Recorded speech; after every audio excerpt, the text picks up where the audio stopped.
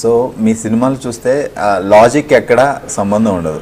మీ dialogues కానీ ఆ getups కానీ అవి లైక్ కొన్ని సీన్లు రజనీకాంత్ గారు ఇలా తిప్పితే అది తిరుగుతాయి, అది ఆయనకే చెల్లింది.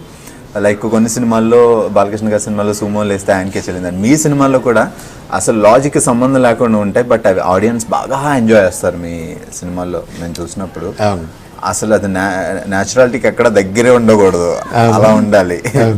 సో ఒక రేంజ్కి తీసుకెళ్ళిపోయారు, దాన్ని ఎలా మెయింటైన్ చేస్తారు? దాని గురించి మీరు ఎప్పుడైనా అనుకున్నారు? లేదు మనం ఒక హైప్కి తీసుకెళ్ళిపోయాం సినిమాతో, ఏదైనా సో చాలా హైప్ ఇచ్చాం ఫస్ట్ సినిమాతో, దాన్ని మెయింటైన్ చేయాలి అంటే చాలా కష్టం.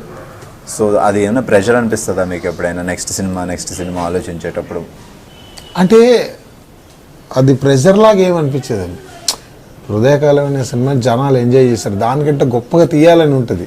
కానీ ఏం జరుగుతుందో జడ్జిమెంట్ అనేది ప్రేక్షకుల మీద ఆధారపడి ఉంటుంది. అంటే ప్రతి ఒక్కరు అలాగే చేస్తారు, ఒక మెట్టు ఎక్కాను దానికంటే గొప్పగా ఉండాలని ప్రతి ఒక్కరు చేస్తారు. ఇంకా బాగా చూపించాలి, ఇంకా బాగా చేయాలి. ప్రతి ఆర్టిస్ట్, ప్రతి హీరో, ఎవరైనా, ప్రతి డైరెక్టర్ కూడా దానికంటే ఫైన్ అన్నట్టుగానే చేస్తారు.